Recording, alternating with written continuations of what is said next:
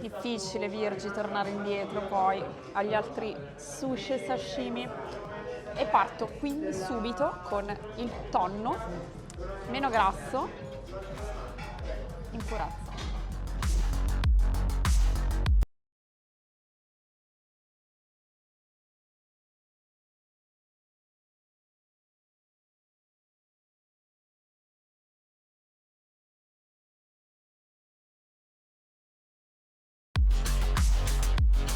Ciao a tutti e benvenuti in questo nuovo video. Oggi mi trovo all'interno di Azabu 10, meglio conosciuto magari online come semplicemente Azabu.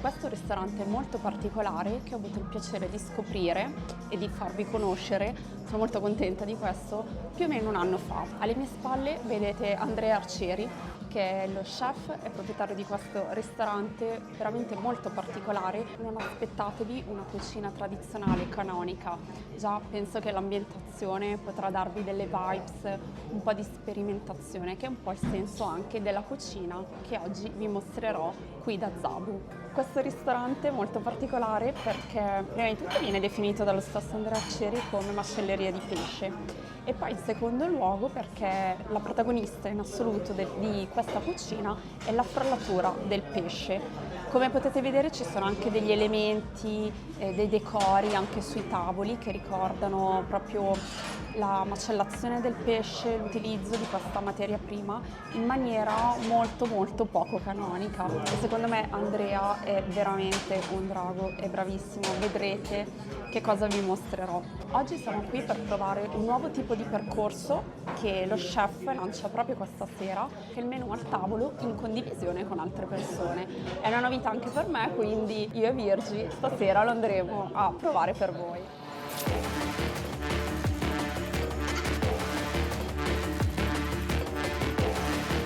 Abbiamo dello shito, che è del basilico giapponese, delle uova di trota che vengono marinate in sake, soia e mirin, del nasturzio, che darà un effetto un po' del wasabi, del pepe del sansho che ve ne estetizzerà per un minutino la lingua. Potete usare le mani, potete usare le bacchette, consiglio di mangiare tutto in un boccone. Sul fondo ci sono delle alghette marine, potete mangiarle come potete lasciarle lì. Prego.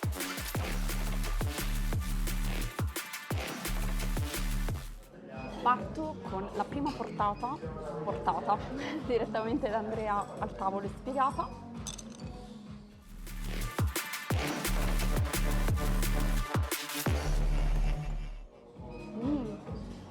Freschissimo, c'è anche una nota secondo me leggermente agrumata e poi vabbè, a me le uova di pesce sopra piacciono sempre tantissimo, perfetto da abbinare con questa bollicina.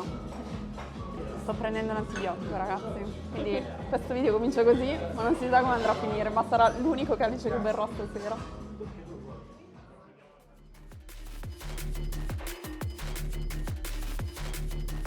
Di chiae. Il chiae sarebbe il sanguinaccio del tonno, solitamente viene buttato nella cucina italiana tipica, invece in Giappone no. Noi abbiamo preso, l'abbiamo sciacquato tutta la notte sotto acqua, sake e aceto e ghiaccio, e poi abbiamo fatto questa polpetta che è stata marinata con sake e soia mirin e poi è stata marinata sotto aceto in questo carpione giapponese che viene chiamato nambazuke. Si mangia con le mani, questo è il nostro consiglio, tutto insieme. Prego. Allora, è arrivato uno scheletro di dinosauro, noi siamo sempre così virgi, tema giurassico. Sono molto curiosa di provarlo. Mangio con le mani perché secondo me non riesco.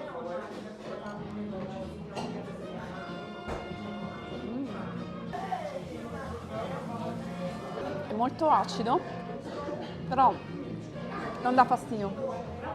Secondo me, se vi piace il carpione, le sarde in sour, questo piatto potrebbe veramente tanto piacervi. Allora, sapete che io non sono un amante delle similitudini, nell'accostare questo tipo di piatti particolari ai piatti italiani, però capite bene che per farvi comprendere a che cosa può assomigliare una cosa del genere, per farsi un paragone con la cucina italiana lo devo fare. È un sapore molto meno aggressivo di quello che apparentemente questo piatto può sembrare. Anche Virgi ha detto che somigliava alle sarde in Thor, però la differenza secondo me chiaramente non è la stessa cosa. La differenza è che chiaramente nelle sarde in Thor c'è proprio la cipolla predominante che dà anche la croccantezza, qui invece c'erano le carote, scusate, mi è uscito un po'. Erano le carote che davano questo senso di croccantezza, tagliate sottili a julienne, piccole piccole, e quindi un piatto proprio tutto tondo, buonissimo.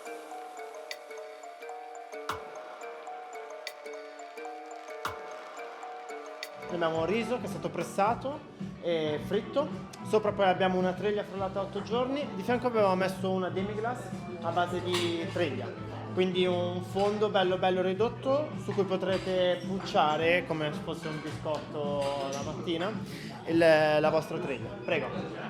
Quanto posso essere contenta da 1 a 10 quando c'è da pucciare qualcosa di goloso. Guarda che meraviglia.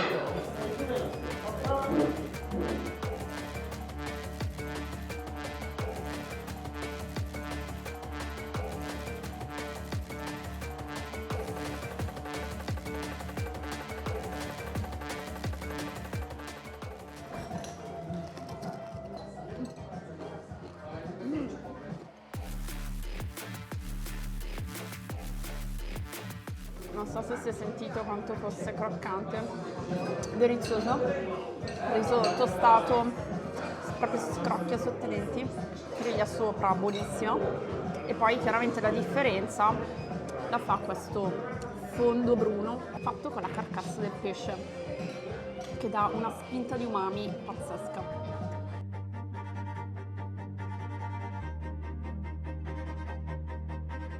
Allora signori, qui abbiamo la nostra prima selezione di nigiri, abbiamo 2 scime, quindi 2 pesci marinati in aceto, a sinistra abbiamo una sardina marinata in aceto di riso con dello yuzu kosho, che sarebbe scorza di bergamotto giapponese e peperoncino verde fermentato, al centro una cicala di mare italiana servita solamente con del ponzu, e a destra abbiamo uno shime saba tradizionale, quindi sgombro marinato in aceto di riso con zenzero e nasturzo. Alla base dello zenzero marinato fatto in casa per pulire il palato, e consiglio di mangiare lo zenzero tra un nigiri e l'altro. Prego.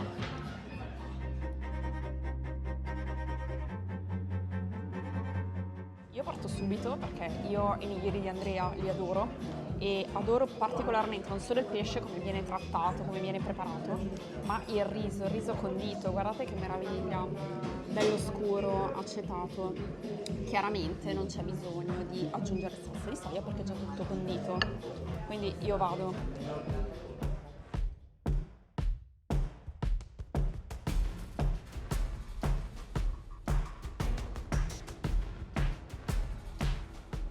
Buonissimo. Poi assaggio un pezzettino di zenzero che viene sempre trattato in casa e vado con la cicala, che questa a volte fa impressione, per me è buonissima, delicatissima.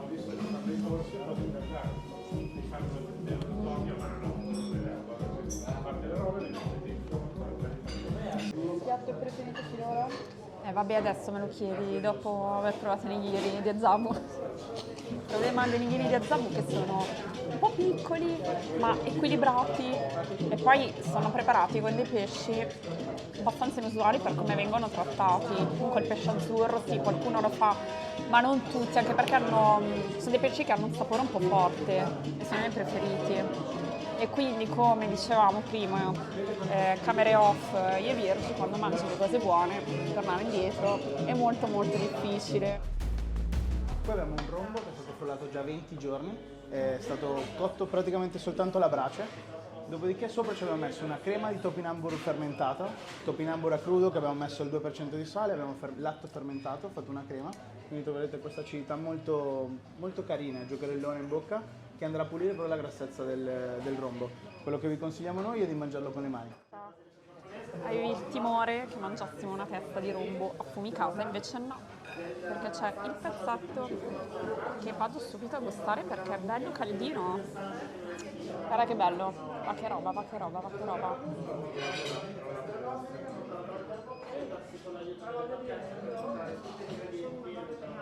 La cosa stupefacente di Azzavo è che quando vedi qualcosa, ti arriva un piatto, ti fai un'idea.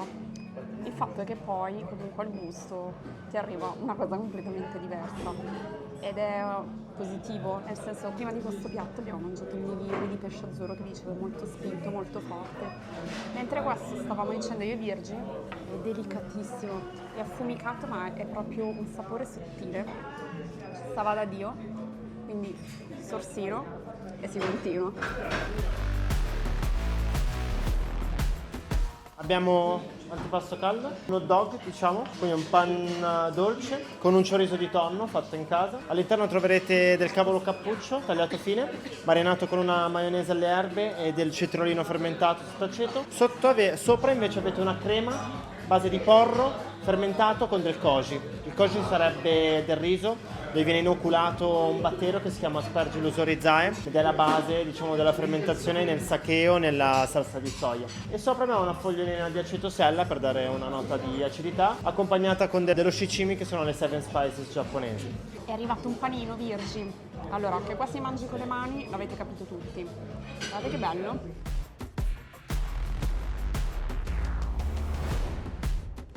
È golosissimo. Molto condito.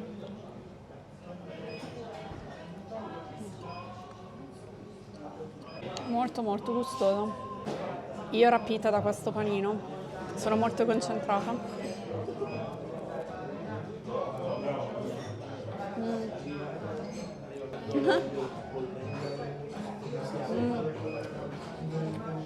Panino al latte, morbidissimo. Sapete quei panini quando eravamo piccoli alle feste? Sì, esattamente, proprio grosso. Buono.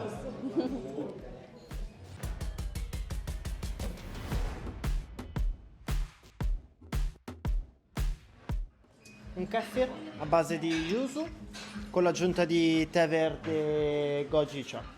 Kefir sarebbe una bevanda fermentata dove si prende lo scubi, questo batterio diciamo, e ve l'abbiamo data in questo momento del percorso per pulire il palato, per prepararvi poi alla prossima portata. Sarà solamente ed esclusivamente a base di tonno, garantendogli proprio il massimo dei sapori.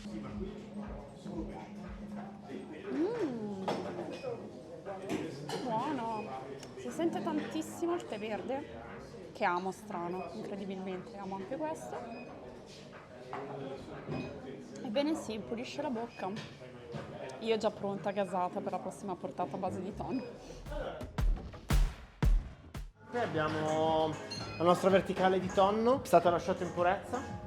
Quindi abbiamo akami, shutoro e otoro, sarebbe il livello di gradazione del grasso del tonno. Parte dal più magro, che è la parte sopra, poi in basso a destra c'è la parte medio grassa che si chiama shutoro, la parte a sinistra è l'otoro che sarebbe la ventressa. Questo tonno è un tonno pinna blu, allevato in Spagna, ha una dieta particolare, si ciba solamente di seppie, calamari, sardine, sgombre proprio per farlo inglassare e ha una frullatura di 20 giorni.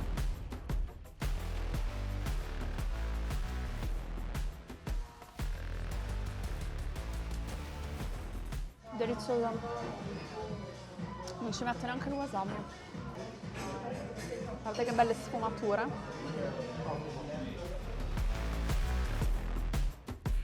La grande protagonista, la ventresca. È leggermente bruciacchiata sopra, tipo passata alla brace. Qui abbiamo il nostro main course, diciamo il nostro piatto principale. Abbiamo un riso saltato affumicato alla brace con una salsa alla bottarga di cefalo e poi sopra abbiamo un sashimi di cefalo un po' più sottile con una spolveratina ancora di bottarga sopra. Il consiglio è mescolare tutto quello che c'è dentro, quindi così si manteca per bene con la salsa e poi mangiare con un pezzettino di sashimi. Prego. Grazie. Mi hanno detto di mescolare e quindi vado a mescolare. Virgine goloso questo. Questo è proprio, per usare un termine giovane.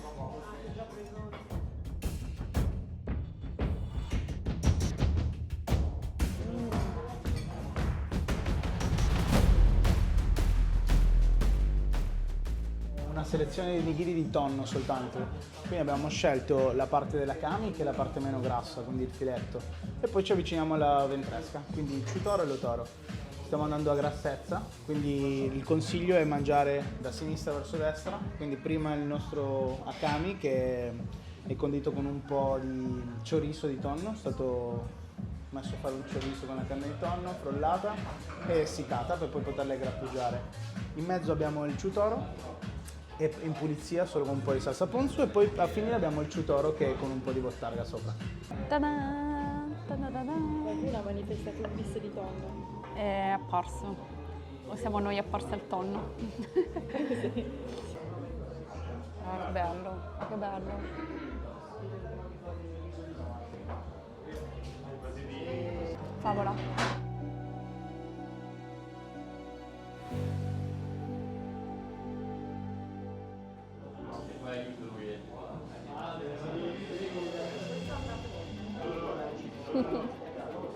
Favola, strepitoso, buonissimo. Approvato? Non ha bisogno della mia approvazione, buonissimo.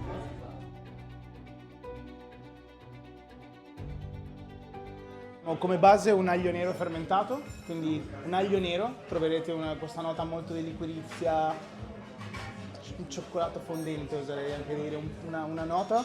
Poi c'è una meringa italiana sopra e di fianco abbiamo una yuzu lemon curd, quindi è una sorta di crema pasticcera, diciamo, che sa di yuzu. Il consiglio è di prendere tutti gli ingredienti, l'aglio nero, la meringa e anche il yuzu curd che vi andrà a pulire tutta la dolcezza della meringa italiana. Pre-dessert. Guarda che bello. Ah, ma è morbido. Mi aspettavo tipo una meringa un po' durina. Si sente l'aglio? Cioè, oddio, non nel senso, magari potete immaginare, è un retrogusto, diciamo. E mi piace perché non è dolce. Come sapete, a me piacciono i dolci, non dolci. Buono, buono.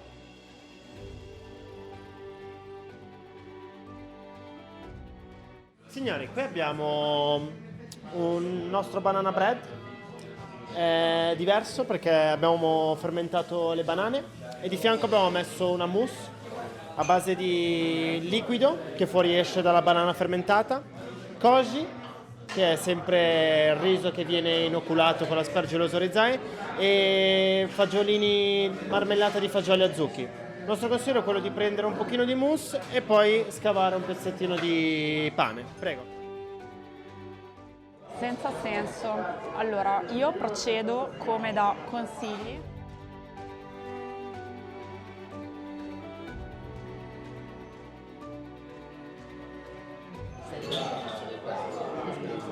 Sì, sono diversi.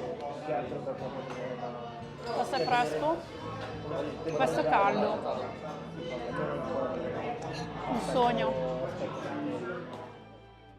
Che buono. La mousse è leggermente pungente, penso sia dato proprio dal koji. Invece banana bread è molto più basico, quindi si compensano proprio bene insieme. Che finale glorioso. Non è dolce, per questo è buono. Ciao, mi chiamo Andrea Arcieri, sono lo chef proprietario di Asabu 10.